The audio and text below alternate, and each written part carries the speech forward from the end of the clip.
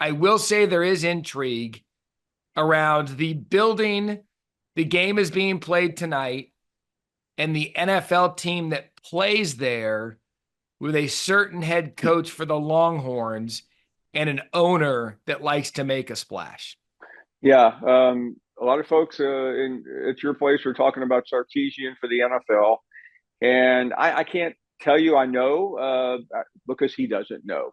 Sarkisian is just a cool guy. He's not going to some random NFL job because he doesn't need to, but he would go to a job where they have a quarterback that he could work with, and certainly Texas does. And Jerry Jones, I'm sure he'll be in the house tonight. And you're right. That and being an Arkansas man, he'd love nothing more than to screw Texas over. So I think it goes pretty deep. My guess is Sark will come back. And I think and I'm not saying he's only coming back for Arch Manning. I mean, that's the conclusion some would have. It's not the end of turning the Cowboys down is fairly important, but there is a reason, and I don't. There is a reason that Jerry is walking very carefully right now. That tells you something is going Yes. on.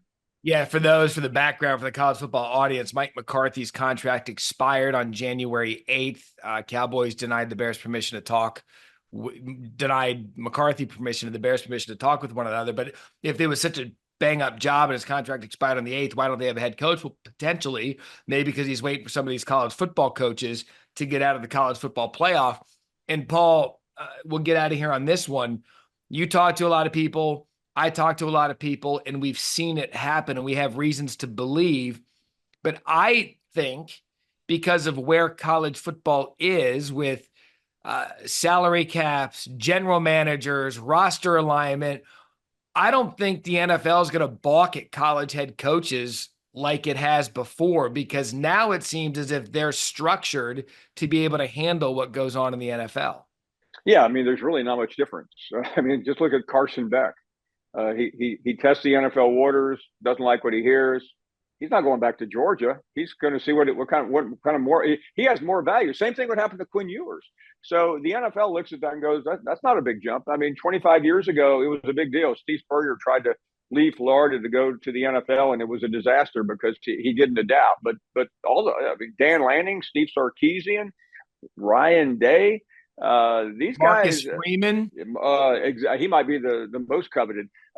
These guys can adapt very easily because they're essentially doing the same thing, but with more temperamental talent at a younger age. Yeah, and you mentioned Cam Ward's another one last year. He entered the NFL draft, pulled out, and got some money, went to Miami. But yeah, because back in the day, and you know this, having hung around Nick Saban and even college coaches in general, they used to have ultimate power and control over the athlete.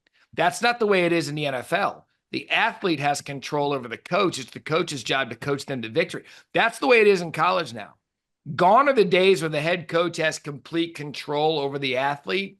It's the athlete now because of the way of the world that has been structured in the program. And that's why these college coaches, we saw Hafley leave for the NFL. I just think that now when you hear college coaches connected to NFL jobs, I think there's some smoke. Yeah, no, I mean, listen, first of all, Jimmy Sexton's out there doing his job, of course. Um, so you always have to take a grain of salt, but there's nothing like the Cowboys' job. And you know, I think Sarkisian will weigh it very. My guess is he won't take it, even if he's offered. I would agree. But I think ultimately he will, and so will a lot of other guys as well. And I'm glad you mentioned Marcus Freeman. I don't know what right now he's not worried about the NFL, but what an outstanding choice he would be for anybody. Yeah, this is going to be fun to watch as we get into the offseason because I think there's 5, 6 NFL jobs open and none of them have been placed with a head coach yet. I would imagine some of these vacancies are waiting for a coach to be done. By the way, one of those coaches is done. He resides in Boulder, Colorado. The Raiders job is open. I would not be stunned at all if Deion gets a look for the Raiders job at all. Yeah, and you think about Deion. It's the first time I've heard his name in a couple of weeks. Deion can be sincere all he wants about wanting to stay in Boulder, but the biggest show in college football is going on right now. He's not part of it. The NFL is bigger than college football. He's not part of that. I think you're right, Matt.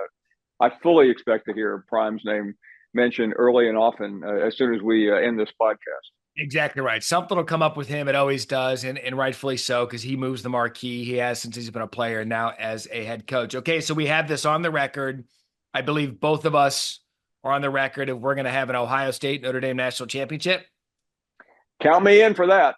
Okay, all right. On the record here, Matt Barrie Show presented by Allstate. Next time, we will bring the Augusta National analogies all the way through because you know what? That's the lingo that makes sense. For Paul Finebaum, I'm Matt Barrie. Thanks for watching the recap preview of the semifinals here on the ESPN College Football YouTube channel.